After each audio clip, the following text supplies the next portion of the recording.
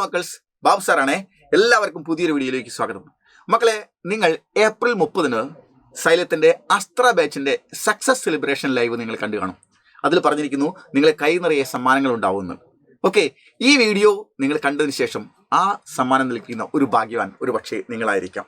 Okay, നിങ്ങൾ നോക്കൂ, എന്താണ് നമുക്ക് ഓണപരീക്ഷയിൽ നമുക്ക് പഠിക്കാനുള്ള പാഠഭാഗങ്ങൾ ഏതൊക്കെയാണ് നമുക്ക് നോക്കാം. ആദ്യമായി നമ്മൾ പഠിക്കാനുള്ളത് ഒന്നാമത്തെ യൂണിറ്റിൽ നോക്കൂ. ഒന്നാമത്തെ യൂണിറ്റിൽ 3 പാഠഭാഗങ്ങളാണ് പഠിക്കാനുള്ളത്. അത് ഏതൊക്കെയാണ്?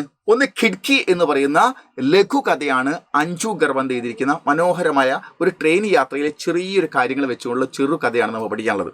ഓക്കെ, അത് കഴിഞ്ഞാൽ നമുക്ക് ഹൈക്കു പഠിക്കാനുണ്ട്. 2ാമത്തെ ചാപ്റ്റർ ജിന്ദഗി കാ സഫർ, ജീവിതയാത്ര എന്ന് പറയുന്ന ഹൈക്കുയിലൂടെ 3 പേരുടെ, അതായത് ഡോക്ടർ സുരംഗമ യാദവ്, ഡോക്ടർ ഗോപാൽ ബാബു ശർമ്മ, കമല നിഖുർപ്പ എന്നീ 3 പേരുടെ കൊച്ചു കവിതകൾ.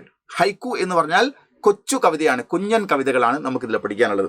ഓക്കെ, പിന്നീട് നമുക്ക് 1ാമത്തെ യൂണിറ്റിൽ പഠിക്കാനുള്ളത് റൈൻ ബസേരമേയും എന്ന് പറഞ്ഞ യാത്രികാല വാസസ്ഥലം എന്നാണ്. ഓക്കെ, ഷെൽട്ടർ എന്നൊക്കെ അർത്ഥമുണ്ട്.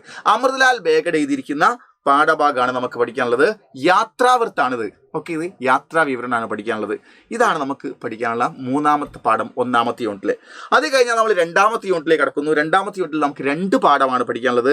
അതിൽ 1ാമത്തെ പാഠം എന്ന് പറയുന്നത് കവിതയാണ്. മേരി ദുനിയാക്കെ തമാം ബച്ചെ, എൻ്റെ ലോകത്തിലെ മുഴുവൻ കുട്ടികളും, അല്ലെങ്കിൽ ലോകത്തിലെ എൻ്റെ മുഴുവൻ കുട്ടികളും എന്ന് വേണമെങ്കിൽ നമുക്ക് അങ്ങനെയും പറയാം. ഇതൊരു കവിതയാണ്. ഈ കവിത എഴുതിയിരിക്കുന്നത് അദ്നാൻ കഫീൽ ദർവേഷാണ്.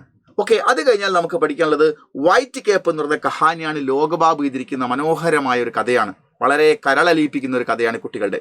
ഇങ്ങനെ 5 പാഠഭാഗങ്ങളാണ് ക്വാർട്ടർലി എക്സാമിനേഷൻ നമുക്ക് പഠിക്കാനുള്ളത്.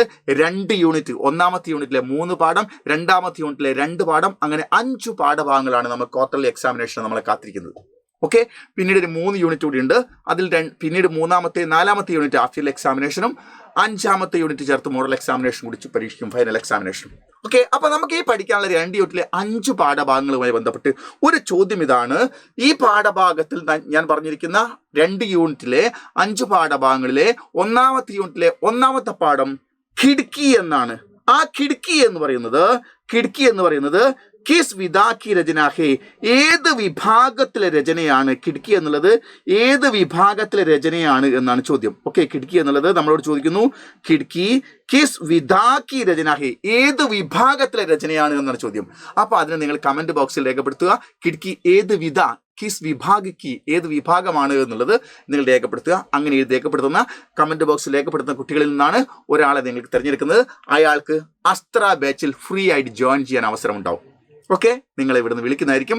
അസ്ത്ര ബാച്ചിൽ ജോയിൻ ചെയ്യാൻ അവസരം ഉണ്ടാവും. ഒരു പക്ഷേ അസ്ത്ര ബാച്ചിൽ ജോയിൻ ചെയ്ത ഒരാളാണ് ഈ കമന്റ് ബോക്സിൽ രേഖപ്പെടുത്തുന്നതെങ്കിൽ അങ്ങനെയുള്ള ആൾക്ക് രേഖപ്പെടുത്താം.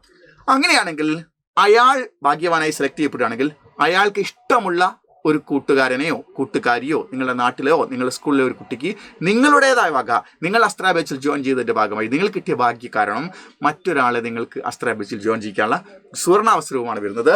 അതുകൊണ്ട് ഈ അവസരം പാഴാക്കരുത്. ചോദ്യം ഇതാണ്. ഈ വീഡിയോ കണ്ടതിന് ശേഷം ഉത്തരം എഴുതണമെന്നുണ്ടെങ്കിൽ ആദ്യം നിങ്ങൾ നമ്മുടെ സക്സസ് സെലിബ്രേഷൻ്റെ ലൈവ് ക്ലാസ് കണ്ടിരിക്കണം, ലൈവ് സക്സസ് പ്രോഗ്രാം കണ്ടിരിക്കണം. അതിൽ ഒരു ഫോം ഫില്ല് ചെയ്യാൻ പറഞ്ഞിട്ടുണ്ടായിരുന്നു. ആ ഫോം ഫില്ല് ചെയ്തവരാണ് ഇന്നത്തെ വീഡിയോയിൽ കമന്റ് ബോക്സിൽ രേഖപ്പെടുത്തുന്നത്. അതിൽ നിന്നാണ് ആളുകളെ തിരഞ്ഞെടുക്കുന്നത്. ഓക്കെ, അപ്പോൾ എത്രയും പെട്ടെന്ന് നിങ്ങളുടെ കമന്റുകൾ രേഖപ്പെടുത്തുക, ഭാഗ്യവാനായി മാറുക. Okay, by.